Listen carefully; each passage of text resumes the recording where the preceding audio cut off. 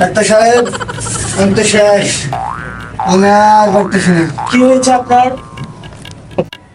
Doctor সাহেব গ্যাসের সমস্যা, গ্যাসের সমস্যা। এলাকায় যে গ্যাসের সমস্যা এটা তো আমি জানি। ডাক্তার লাইনের গ্যাস না তো, আমার পেটের গ্যাস। কি গন্ধ! আপনি তো পরিবেশটা দূষিত করে ফেলছেন। আপনি কি গ্যাসের ওষুধ খান না? খাই তো ডাক্তার সাহেব, আরো বেশি করে বাইরে।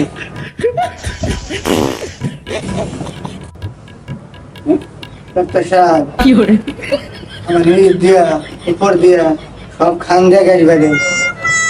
আমার পাতের জ্বালায় আমার বোন আমার রেখে অন্য রুমে যায় ঘুমায়। কি আছে ডাক্তার সাহেব? গন্ধ! আপনার তো অনেক বড় সমস্যা দেখতেছি। একটু ভাবে চিন্তে দেখতে হয়। আপনার বাসায় কি সিলিন্ডার আছে না? ডাক্তার আছে।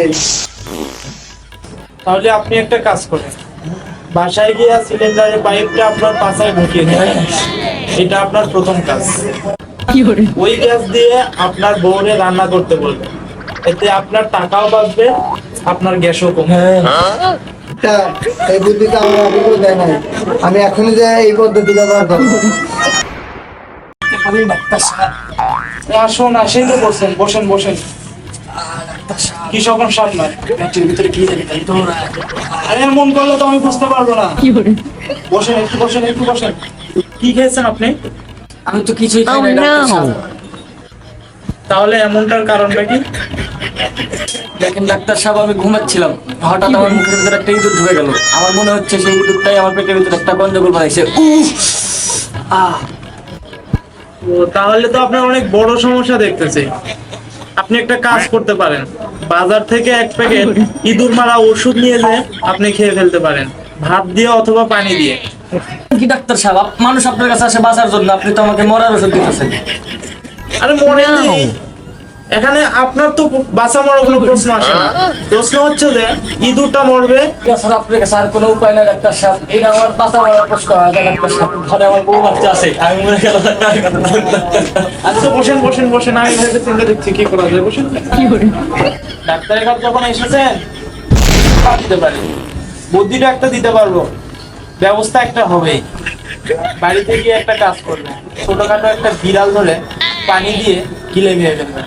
তাহলে দেখবেন আপনার পেটের ভিতরে যে বিড়ালটা ঢুকবে, এটা ইঁদুরটাও খেয়ে ফেলবে, আপনার পেটের ব্যথাটাও ভালো হয়ে যাবে। আপনি আসতে পারেন, আর আমার ভিজিটটা দিয়ে দিন। ডাক্তার সাহেব, ও ডাক্তার সাহেব, আরে কি খবর বলেন?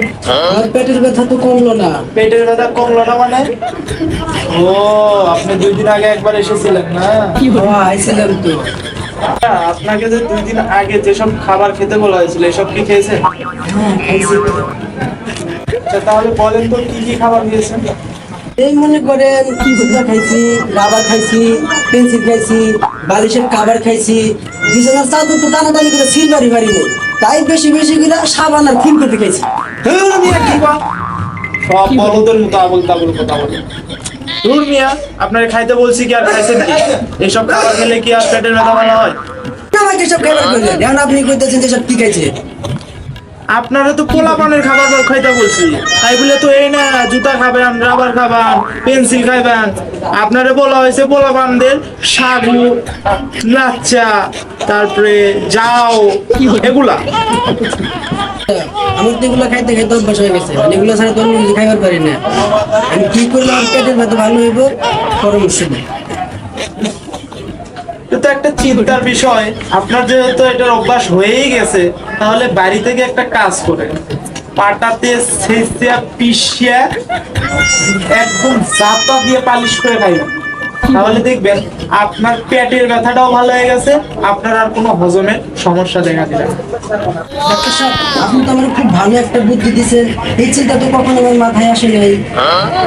আচ্ছা তাহলে এখন আপনি আসতে পারেন। আচ্ছা।